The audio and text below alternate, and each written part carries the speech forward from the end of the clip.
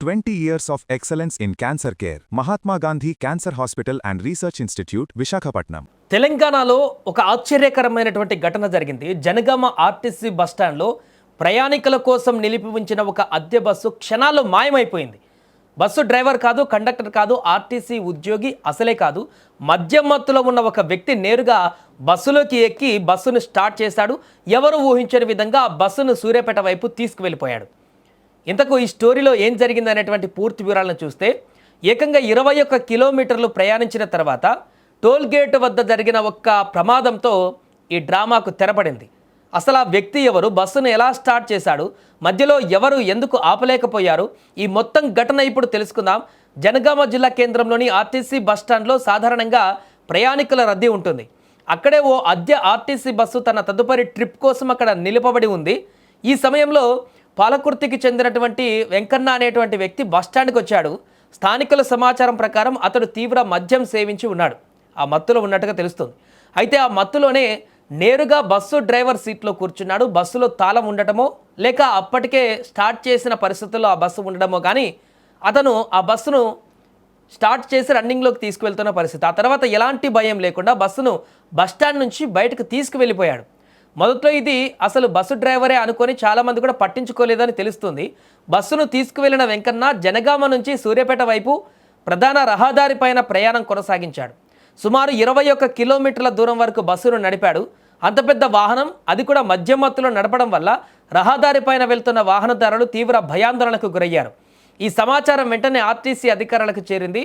వారు పోలీసులకు సమాచారం ఇవ్వడంతో అలర్ట్ ప్రకటించారు. పోలీసులు బస్సు కదలికలను పూర్తిగా గుర్తిస్తూ వెంటాడడం ప్రారంభించారు. అయితే అప్పటికే బస్సు చాలా దూరం వెళ్ళిపోయింది. సూర్యాపేట వైపు వెళుతున్న సమయంలో సింగరాజుపల్లి టోల్ గేట్ సమీపానికి చేరుకున్నటువంటి బస్సు అక్కడ ఒక్కసారిగా అదుపు తప్పింది. బస్సు పక్కనున్న సిమెంట్ డివైడర్ దిమ్మెను బలంగా ఢీకొట్టింది. ఢీకొట్టడంతో బస్సు ముందు భాగం దెబ్బతింది. అదృష్టవశాత్తు ఆ సమయంలో బస్సులో ప్రయాణికులు ఎవరు కూడా లేకపోవడంతో పెద్ద ప్రమాదం అయితే తప్పింది. లేదంటే ఈ ఘటన భారీ విషాదానికి దారి తీసేదని స్థానికులు చెబుతున్నారు. ప్రమాదంతో బస్సు అక్కడికక్కడే ఆగిపోవడంతో పోలీసులు వెంటనే అక్కడికి చేరుకున్నారు. పోలీసులు బస్సులో ఉన్నటువంటి వెంకన్నను అదుపులోకి తీసుకున్నారు. అతడు పూర్తిగా మద్యం మత్తులో ఉన్నట్లు ప్రాథమిక విచారణలో గుర్తించినట్టుగా సమాచారం.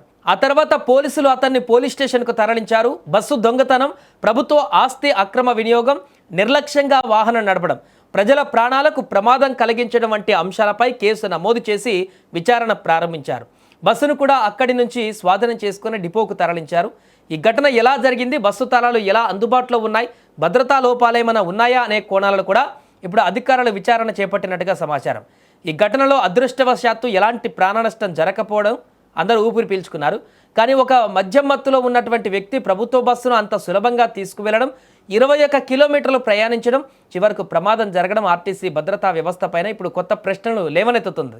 ఇలాంటి ఘటనలు మళ్లీ జరగకుండా బస్టాండ్లో భద్రతను మరింత కట్టుదిట్టం చేయాల్సిన అవసరం ఉందని కూడా పలువురు అభిప్రాయపడుతున్నారు. ఏం చేస్తావు నువ్వు? ఏం చేస్తావు? ట్రాక్టర్ నడుపుతావు. ఏం పేరు నీ పేరు?